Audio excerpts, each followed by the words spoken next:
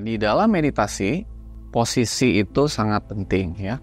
Kalau meditasi kita posisinya kurang tepat, maka aliran itu, frekuensi itu akan ada di frekuensi yang tidak pas, sehingga tidak terjadi. Kita sebagai manusia itu diberikan tulang belakang yang sudah mengarah ke atas dengan lurus gitu. Dan itu ada fungsinya, supaya ketika meditasi aliran dari tubuh kita itu bisa mengalir dengan lancar.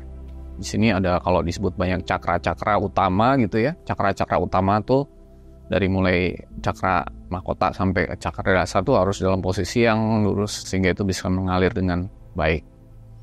Jadi sikap tubuh itu sangat menentukan. Makanya duduklah dengan sikap tubuh yang benar, yaitu tegak.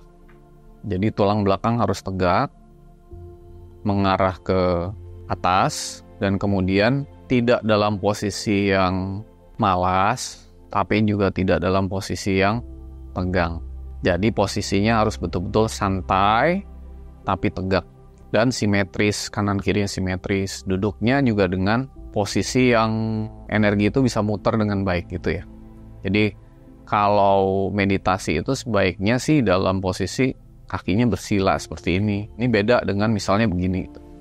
Nah ini akan beda postur sedikit akan mempengaruhi gitu. Ini kan di awal-awal kita duduk yang benar. Nanti dalam segala posisi kita bisa. Tapi awal-awalnya ya kaki harus hilang, tangan mengarah ke atas, duduknya yang santai, segala tekanan-tekanan di pikiran, di leher, di pundak, di seluruh tubuh disadari dan dilepas bersamaan dengan nafas yang masuk dan dikeluarkan. Lepasin semuanya sehingga badannya itu benar-benar bisa santai, karena santai adalah kunci untuk bisa mengalami meditasi dengan frekuensi yang tepat. Disebut sebagai tumak-ninah, itu artinya santai benar-benar gitu. Tapi bukan males, bukan tegang, bukan males, tapi santai. Bagi kebanyakan teman-teman yang punya postur yang belum cukup bagus ya, bisa dibantu dengan beberapa gerakan atau beberapa peralatan yang bisa membantu. Seperti contohnya, kita tuh biasanya sehari-hari karena kebiasaan duduk di depan komputer, lalu kemudian biasa berjalannya juga nggak benar gitu ya, itu biasanya kecenderungannya kepala kita akan maju begini. Jadi tulang belakangnya nggak rata gitu. Nah, aku punya tips gitu ya, teman-teman bisa beli gitu alat-alat tertentu yang membuat tulang ini bisa kembali. Ini alat yang sangat bagus ya, yang bisa membuat kita punya postur meditasi yang tegak gitu. Kalau memang tulang belakang kita tuh nggak rata ya, jadi ini tinggal ditaruh gini.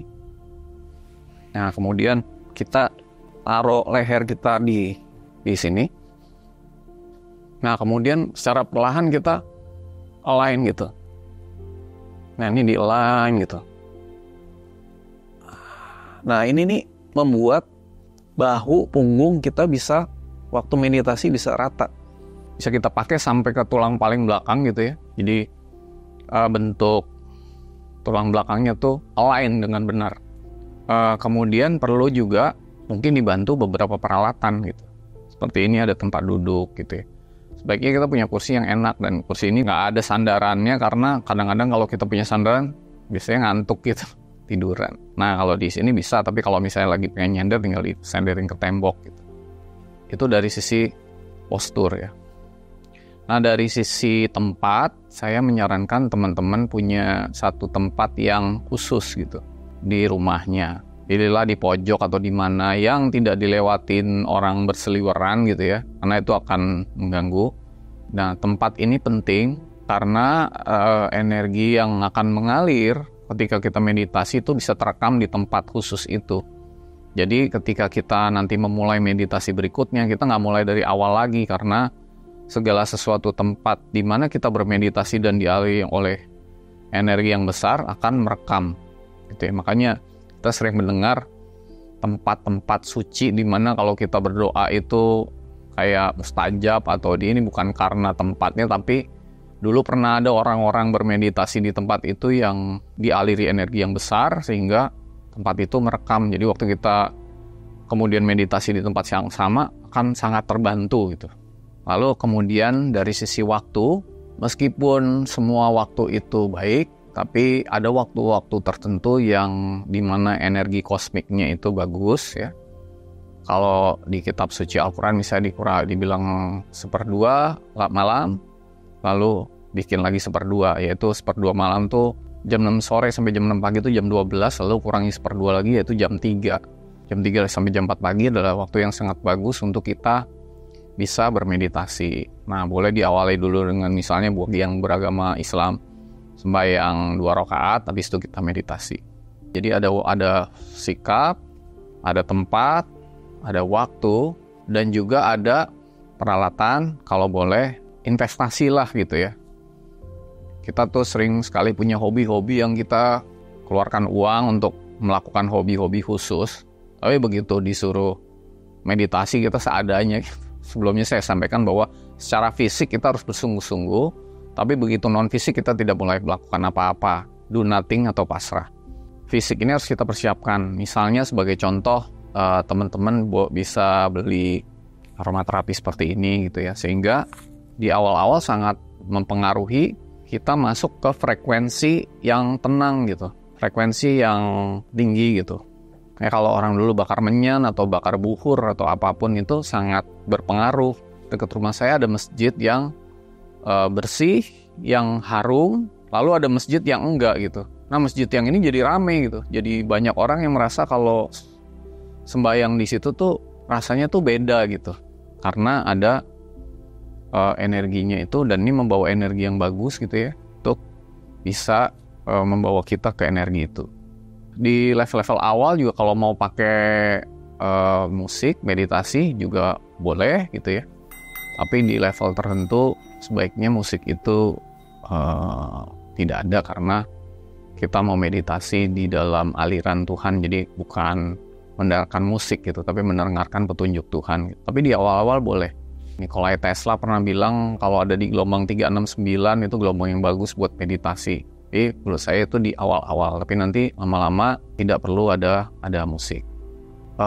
Untuk tidak ngantuk mungkin ya kita minum 1 tegukan kopi gitu supaya kita nggak ngantuk gitu ya. Tadi di waktu tertentu itu kita tidur dulu gitu. Jadi jangan begadang lalu meditasi jam 3 pagi gitu. Tapi kita tidur dulu misalnya jam 10 gitu loh. Nanti kita berniat untuk meditasi jam 3 atau sholat tahajud dan meditasi. By the way, tahajud itu artinya membangkitkan kesadaran, yaitu meditasi itu sendiri ya. Sebaiknya tidur dulu, istirahat dulu gitu. Karena badan ini juga perlu istirahat.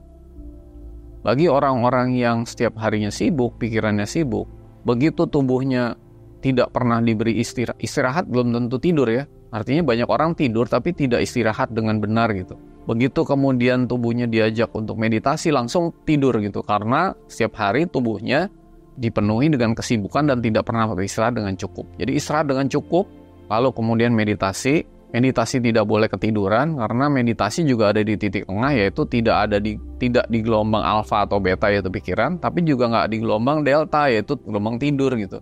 Adanya di gelombang theta gitu. Terjaga sekali enggak, tapi tidur juga enggak gitu. Makanya kalau teman-teman lihat patung Buddha itu matanya nggak melek, tapi juga nggak merem gitu di tengah gitu, kayak tidur gitu, kayak gini nih. Nah ini artinya ada di gelombang yang pas. Meditasi yang bagus adalah meditasi dalam keadaan perut kosong. Bukan kelaparan ya, tapi perut yang kosong. Jangan dalam keadaan perut yang habis makan banyak, lalu mau meditasi, itu pasti nggak jalan tuh. Badan kita ini bekerja terbaik ketika perut kita kosong gitu, bukan waktu perut kita penuh. Saya menyarankan teman-teman tidak pelit-pelit untuk membeli dan menyediakan segala-gala sarana ini juga ekspresi kesungguhan kita gitu, dan kehendak Tuhan ada pada kesungguhan kita dan pada siapa saja yang mau dan berkehendak kuat gitu. Ketika kita punya kehendak dan kesungguhan, maka sering dibilang bahwa ketika kamu berjalan, Tuhan akan berlari gitu. Meditasi ini sudah menjadi kehendak Tuhan, tetapi harus diawali dengan kesungguhan kita. Jadi itu yang disebut bertemu di titik tengah. Saya bersungguh-sungguh sampai satu titik di tengah. Sampai di titik itu kita tidak boleh melakukan apa-apa dan hanya bisa pasrah. Lalu Tuhan akan menjemput kita di titik tengah untuk melakukan, membantu, membimbing, menunjuki kita di dalam meditasi kita. Tapi harus diawali dengan kesungguhan kita dulu gitu. Kalau tidak kesungguhan, maka itu dianggap bukan di titik tengah. Jadi kita baru mau berusaha sedikit ingin dijemput Tuhan, nggak bisa. Harus ada kesungguhan. Kenapa harus ada kesungguhan? Karena itu menyatakan kesediaan gitu. Kesediaan kita. Dan Tuhan tidak pernah memaksa hamba-hambanya, roh-roh terkasihnya yang belum mau dan bersedia untuk bersungguh-sungguh bertemu Tuhan di frekuensi titik tengah itu.